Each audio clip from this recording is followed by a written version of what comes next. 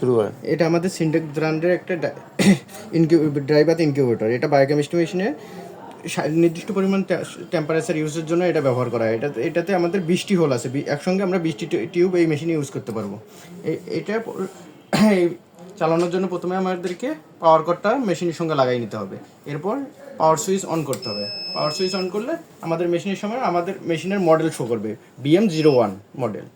এখন আমাদের দেখেন এখানে আমাদের টার্গেট ভ্যালু দেওয়া আছে 37 ডিগ্রি, কিন্তু আমাদের মেশিনের টেম্পারেচার দেখাচ্ছে 30 ডিগ্রি।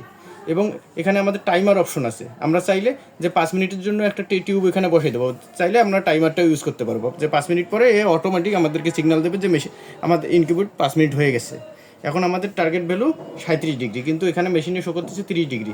আমাদের টেম্পারেচারটা রানিং নেই। টেম্পারেচারটা রানিং থাকলে এই যে মোমবাতির মতন যে অংশটা আছে এটা লাভ হবে। যেমন আমি এই টেম্পারেচারে ক্লিক করলাম, এখন দেখেন টেম্পারেচার পাওয়ার লাইটটা জ্বলছে এবং মোমবাতির মতন অংশটা লাফাচ্ছে, এবং সঙ্গে সঙ্গে 30 ডিগ্রি 31 ডিগ্রি করে আমাদের টেম্পারেচার আগাচ্ছে। এখন কিছুক্ষণ পর আমাদের machine incubator temperature 37 degree Celsius যখন যাবে, তখন আমাদের এটা ব্যবহারের জন্য উপযোগী। তখন আমরা স্যাম্পল রেখে এখানে ইনকিউবেট করে নিতে পারবো। এই হচ্ছে আমাদের মেশিন। এবং এটা সরাসরি অফ করার সিস্টেম হচ্ছে, সরাসরি পাওয়ার সুইচ অফ করে দিতে হবে অফ করার সময়।